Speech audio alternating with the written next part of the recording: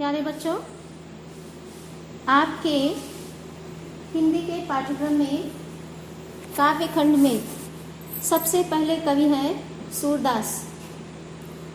सूरदास जी भक्ति काल की सगुण धारा के कृष्णाश्रयी शाखा से संबंधित प्रतिनिधि कवि थे।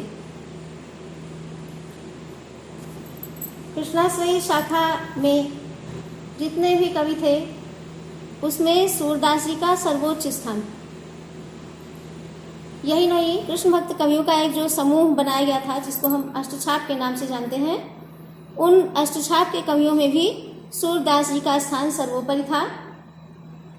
तो सूरदास जी के जीवन परिचय के संबंध में हम संक्षेप में कुछ बिंदुओं के अंतर्गत जानकारी प्राप्त करेंगे आज की इस कक्षा के माध्यम से।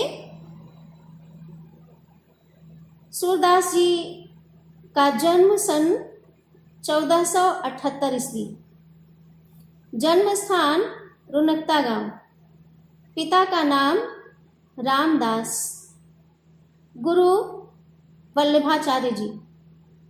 सूरदास जी की मृत्यु 1583 ईस्वी।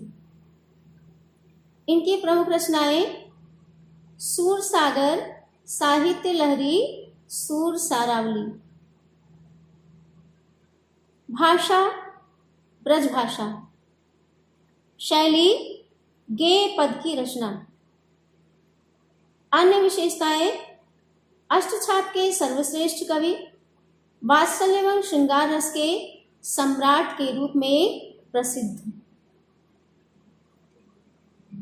तो यह तो सूरदास जी के जीवन परिचय से संबंधित कुछ प्रमुख बिंदु थे जो आपको संक्षेप में बताए गए हैं।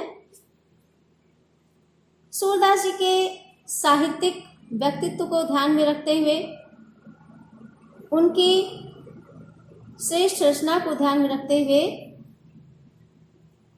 ये कहा जा सकता है कि सूरदास भक्ति काल की सगुण धारा की कृष्णाश्रयी शाखा के प्रतिनिधि एवं सर्वश्रेष्ठ कवि हैं।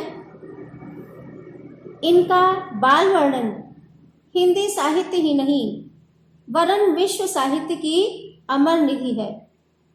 इसके साथ ही यानी वात्सल्य रस के साथ ही साथ श्रृंगार रस का भी सूरदास ने बड़ा ही रोचक वर्णन किया है। इनके द्वारा रचे गए सूरसागर के भ्रमर गीत प्रसंग में इनकी वाग विदग्धता एवं वचन वक्रता का अनूठा रूप देखने को मिलता है।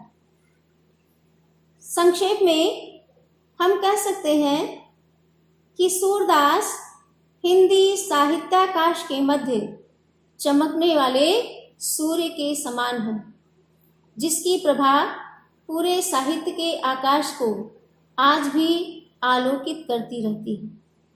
तो इस प्रकार से हमने कृष्णाश्रयी शाखा के प्रतिनिधि कवि सूरदास के जीवन परिचय एवं उनके साहित्यिक व्यक्तित्व के संबंध में संक्षेप में जानकारी प्राप्त की है। आप लोग अपनी पाठ्य पुस्तक खोलकर सूरदास जी का जीवन परिचय विस्तार से पढ़ लीजिएगा और इसको संक्षेप में लिख लीजिएगा।